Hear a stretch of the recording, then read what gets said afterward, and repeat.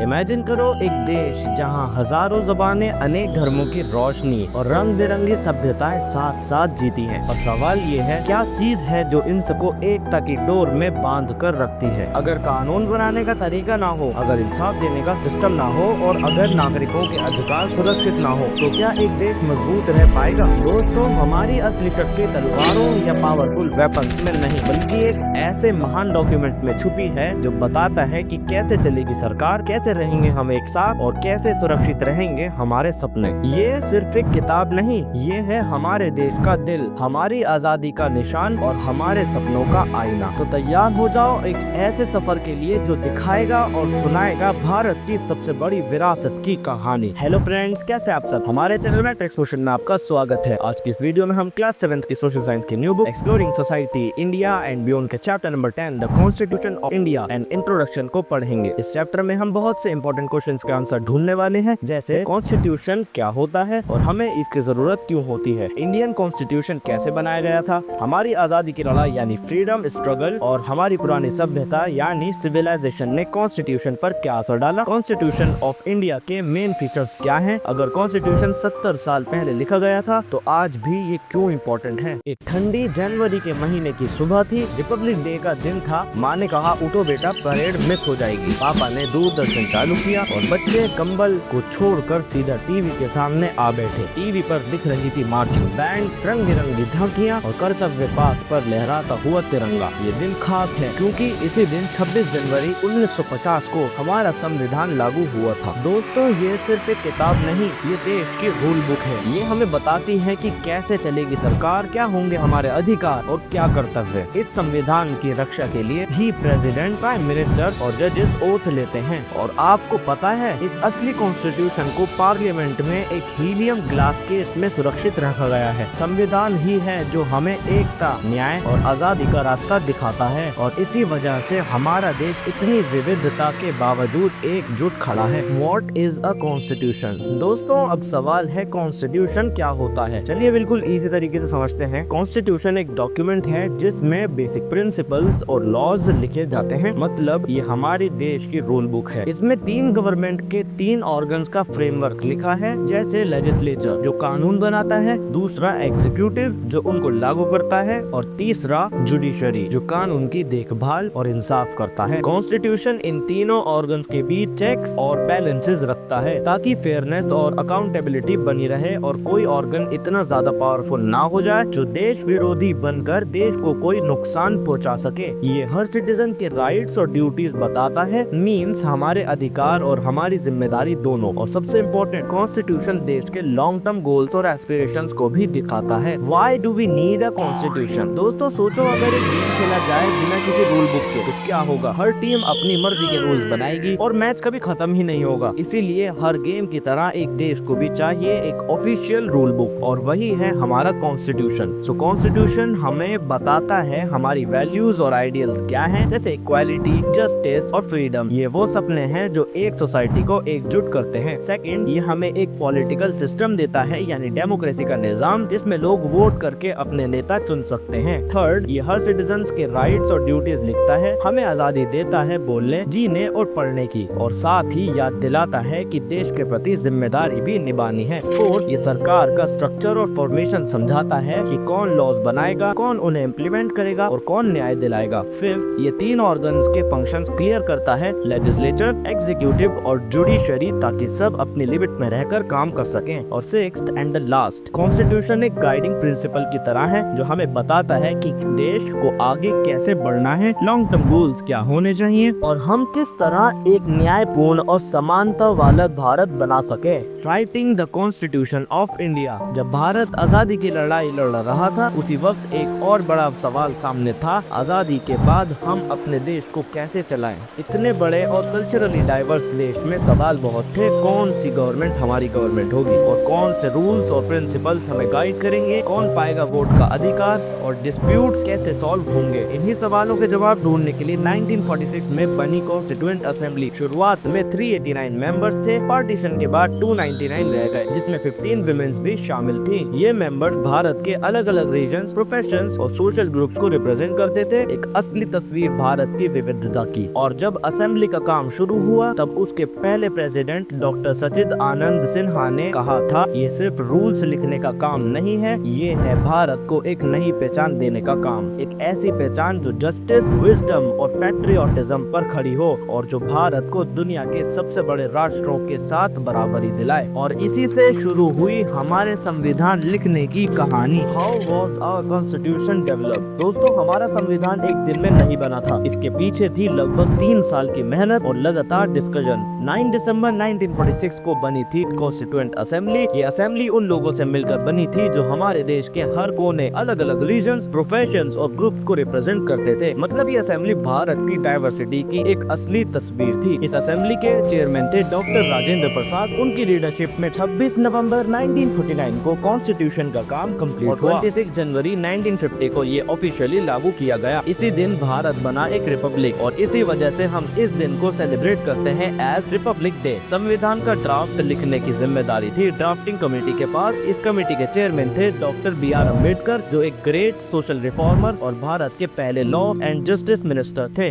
उन्होंने और उनके साथ के मेंबर्स ने केयरफुली हर डिटेल पर काम करके एक ऐसा संविधान बनाया जो सभी सिटीजन्स के राइट्स और रिस्पॉन्सिबिलिटीज को समझता था। और इसी तरह जनता की आवाज, आजादी की स्पिरिट और फ्यूचर के सपनों को लेकर बना हमारा संविधान, एक लिविंग डॉक्यूमेंट जो आज भी हमें गाइड करता है। Influence of freedom movement. जब हमारी आजादी की स्ट्रगल चल रही थी तब से ब्रिटिश से फ्रीडम लेना ही मकसद नहीं था, बल्कि एक नया भारत बनाना भी जरूरी था। ऐसा भारत जहां सबको इंसाफ मिले, सबको सम्मान यानी रिस्पेक्ट हो और हर सिटीजन को एक इक्वल अपॉर्चुनिटी मिले। इसलिए फ्रीडम मूवमेंट के हीरोज ने हमारे संविधान पर गहरा असर डाला। बहुत से लीडर्स जो आजादी की लड़ाई में शामिल थे वो कॉन्स्टिट्यूएंट असेंबली के मेंबर्स भी बने। उन्होंने अपने एक्सपीरियंसेस और आइडियाज को कॉन्स्टिट्यूशन में शामिल किया। इसी वजह से कुछ इंपॉर्टेंट वैल्यूज जैसे equality for all, justice for all, freedom और फ्रेटर्निटी यानी भाईचारा हमारे कॉन्स्टिट्यूशन का कोर पार्ट बन गए। साथ ही हमारी पुरानी सिविलाइजेशनल हेरिटेज ने भी अपना योगदान दिया। हमारी कल्चर हमेशा ये सिखाती आई है कि अलग अलग नजरिए को एक्सेप्ट करना चाहिए, नेचर की रेस्पेक्ट करनी चाहिए, नॉलेज को सबसे बड़ा माना गया है और सबको सम्मान दिया गया है। ये सब विचार भी संविधान में अपनाए गए। तो दोस्तों, आजादी की लड़ाई के आइडियल्स और हमारी सभ्यता के पुराने मूल्यों ने मिलकर बनाया हमारा संविधान, एक ऐसा डॉक्यूमेंट जो हमारे सपनों का भी आईना है और हमारी पहचान का भी निशान। India civilisational heritage and constitution. दोस्तों, भारत हमेशा से एक अलग पहचान रखता है, एक देश जिसमें बहुत सारी सभ्यताएं और सोच अलग होने के बावजूद एकता बनी रही। ये आइडिया कि इंडिया इज वन कंट्री हमारे संविधान में भी क्लियरली दिखाई देता है। हमारे कल्चर से कुछ ऐसे मूल प्रिंसिपल्स लिए गए जो संविधान की बुनियाद बन गए, जैसे कि दूसरों के अलग व्यूज को एक्सेप्ट करना, प्रकृति को सैक्रेड मानना, ज्ञान और नॉलेज को परस्यूट करना और विमेन को सम्मान देना। साथ ही हमारी पुरानी कहावत जैसे वासुदेवा कुटुम्बकम, the world is one family and सर्वे भवन्तु सुखिनः, सभी सुखी रहें, भी इनडायरेक्टली संविधान का पार्ट बन गए।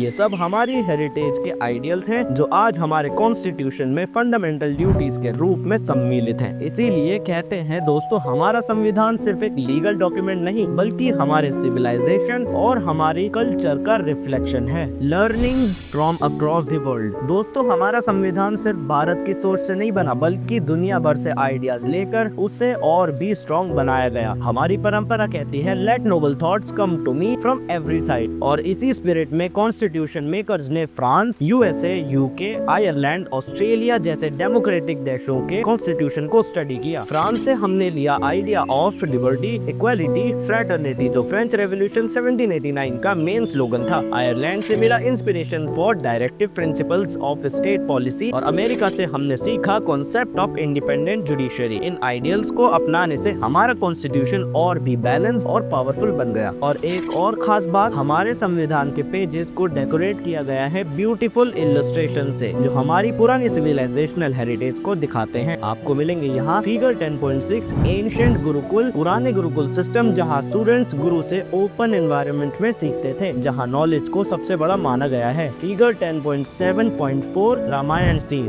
राम जी लंका जीतकर सीता जी को वापस ला रहे हैं जो ट्रुथ और धर्म की विजय का प्रतीक है। Figure 10.8 Mahabharat scene, Krishna ji battlefield पर अर्जुन को गीता का ज्ञान देते हैं जो विजडम और ड्यूटी का सिंबल है। फिगर 10.9 उड़ीसन स्कल्पचर, ओडिशा की कला और स्कल्पचर हमारी रिच कल्चरल और हेरिटेज बैलेंस को दिखाती है। Figure 10.10 Nataraj, lord Shiva as Nataraj, जो डांस फॉर्म है जो क्रिएशन और डिस्ट्रक्शन दोनों को बैलेंस दिखाता है। फिगर 10.11 महाबलीपुरम, बस रिलीफ, भागीरथ की तपस्या और गंगा का पृथ्वी पर आना, प्यूरिफिकेशन और नेचर की पावर का प्रतीक। Figure 10.12 Akbar and Mughal scene, Mughal समय की कल्चरल और political inclusiveness, unity in diversity का symbol. Figure 10.13 Nalanda university, Bharat की ancient world famous university, education और नॉलेज ट्रेडिशन का सेलिब्रेशन। इन इलस्ट्रेशंस का मकसद ये था कि संविधान सिर्फ एक लीगल डॉक्यूमेंट ना लगे बल्कि हमारी हिस्ट्री, कल्चर और सिविलाइजेशन का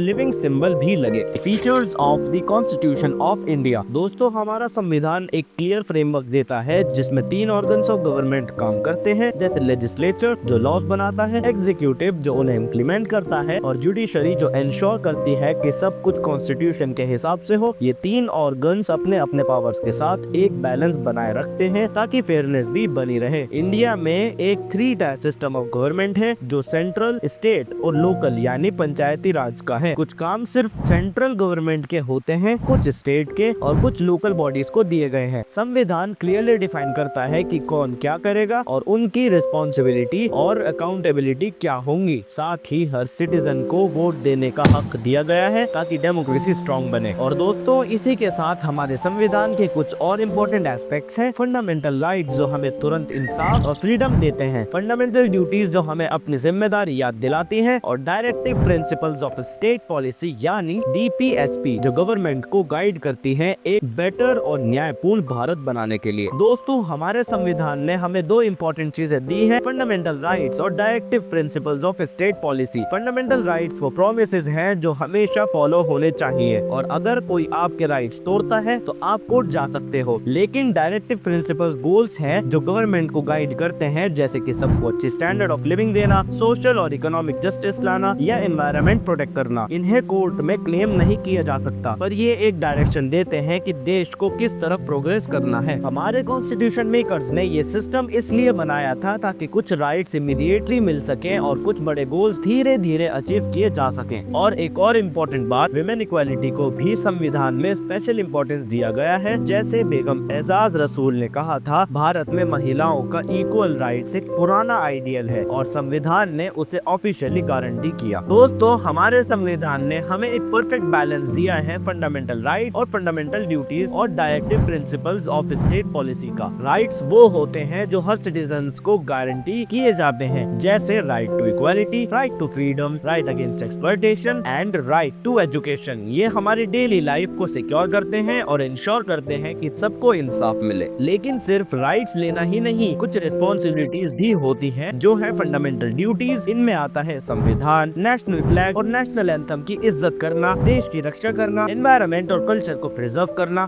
और अपने बच्चों को एजुकेशन देना। ये ड्यूटीज हमें रिस्पॉन्सिबल सिटीजन बनाती हैं। और तीसरा पिलर है directive principles of state policy यानी DPSP। ये गवर्नमेंट के लिए एक गाइडलाइन है जिसमें गोल सेट किए गए हैं, जैसे सोशल और इकोनॉमिक जस्टिस, सबको अच्छा स्टैंडर्ड ऑफ लिविंग देना, एनवायरनमेंट और मॉन्यूमेंट्स की प्रोटेक्शन और वेलफेयर गवर्नमेंट बनाना। ये इमीडिएटली एनफोर्स नहीं होते, पर ये एक डायरेक्शन देते हैं कि भारत को फ्यूचर में कैसा देश बनना है। तो दोस्तों ये तीनों राइट्स, ड्यूटीज और DPSP मिलकर बनाते हैं स्ट्रॉन्ग और बैलेंस्ड इंडिया जहां सिटीजन भी एम्पावर्ड हैं और गवर्नमेंट भी गाइडेड है। Constitution is a living document. दोस्तों हमारा संविधान एक लिविंग डॉक्यूमेंट है। इसका मतलब है कि ये टाइम के साथ बदल सकता है। कॉन्स्टिट्यूशन मेकर्स को पहले से ही पता था कि नए चैलेंजेस के लिए नए लॉज की जरूरत होगी। जैसे 1976 में एक नया पार्ट ऐड हुआ, फंडामेंटल ड्यूटीज, जो हमें अपनी जिम्मेदारी याद दिलाता है। लेकिन याद रखिए कॉन्स्टिट्यूशन में कोई भी चेंज जिसे हम अमेंडमेंट कहते हैं सिंपल काम नहीं है। हर अमेंडमेंट पे पार्लियामेंट में गहरी डिबेट होती है, कभी कभी स्टेट असेंबलीज में भी डिस्कशंस होती हैं और कई बार आम लोगों से भी फीडबैक लिया जाता है। जैसे कि आप स्क्रीन पर देख रहे हो, गवर्नमेंट अपने ऑफिशियल वेबसाइट पर लोगों को इनवाइट करती है कि वो नए कानूनों या रूल्स पर अपनी राय और या सजेशंस दें। मतलब हमारा कॉन्स्टिट्यूशन सिर्फ एक किताब नहीं बल्कि एक डायनामिक गाइड है जो लोगों के फीडबैक और जमाने की जरूरत के हिसाब से